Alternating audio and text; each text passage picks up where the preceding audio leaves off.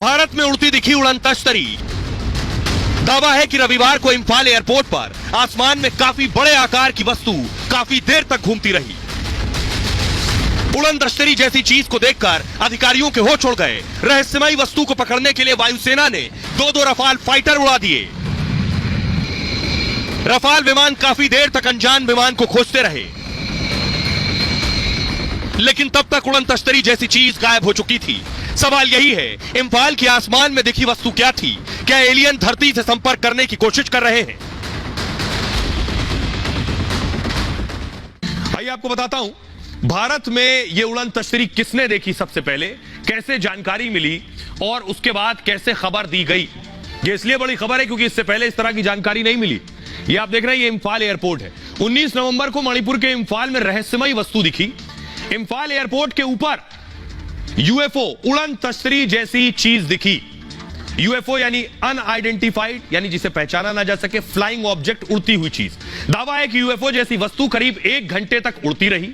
दोपहर 2:30 बजे सीआईएसएफ के जवानों ने आसमान में उड़न तश्तरी के बारे में जानकारी दी। सीआईएसएफ यानी केंद्रीय औद्योगिक सुरक्षा बल। एयरपोर्ट की जो सुरक्षा की जिम्मेदारी है वो अमूमन सीआईएसएफ के हाथ में होती है। सीआईएसएफ के जवानों ने पूरी जानकारी एटीसी के अधिकारियों को दी, यानी एयर ट्रैफिक कंट्रोल को जानकारी दी कि आसमान में कोई चीज उड़ रही है। इंफाल एयरपोर्ट पर फौरन विमानों की उड़ान पर रोक लगा दी गई। एयर इंडिया की 2 और इंडिगो की 1 फ्लाइट को लैंडिंग की इजाजत नहीं दी गई एयरपोर्ट पर। इंफाल आने वाली 2 फ्लाइट्स कोलकाता डाइवर्ट कर दी गई फौरन। उड़ान पर रोक लगने से करीब 1000 यात्री प्रभावित हुए।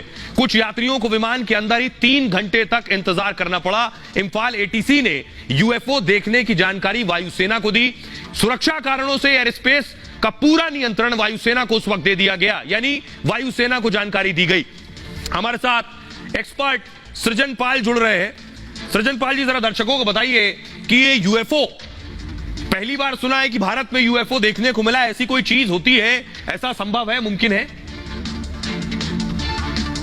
अंतरिक्ष विज्ञान की दृष्टि से अगर हम देखें तो हमें यह नहीं पता, आज तक हमारा कोई ऐसा संपर्क नहीं हुआ है किसी और ग्रह पर रहने वाले किसी भी जीव जंतु से। तो हमें नहीं पता कि एलियंस होते भी हैं या नहीं होते, और अगर होते हैं तो किस प्रकार के होते हैं, इसका भी अनुमान लगाना मुश्किल है। और अगर ये नहीं पता तो हमें यह भी नहीं पता कि उनकी टेक्नोलॉजी कितनी एडवांस हो सकती है, क्या वो यहाँ तक आ सकते हैं या नहीं। लेकिन एक चीज ध्यान देने, अगर हम आंकड़ों की बात करें तो ये ध्यान देने वाली बात है कि पूरे ब्रह्मांड में लगभग 2 ट्रिलियन यानी कि 2000 अरब ग्रह हैं, कम से कम, इससे ज्यादा ही होंगे। यानी कि 2 के बाद 12 शून्य लगाइए, इतने ग्रह हैं। इनमें से क्या कुछ ग्रह ऐसे हो सकते हैं जो हमारी पृथ्वी जैसे हों?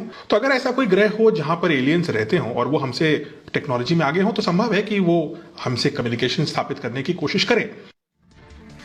तो सृजन पाल जी कह रहे हैं कम्युनिकेशन स्थापित करने की कोशिश करेंगे। और क्या ऐसा किया? जैसे ही एटीसी और वायुसेना को पता चला, देखिए फौरन रफाल विमान को उड़ा दिया गया।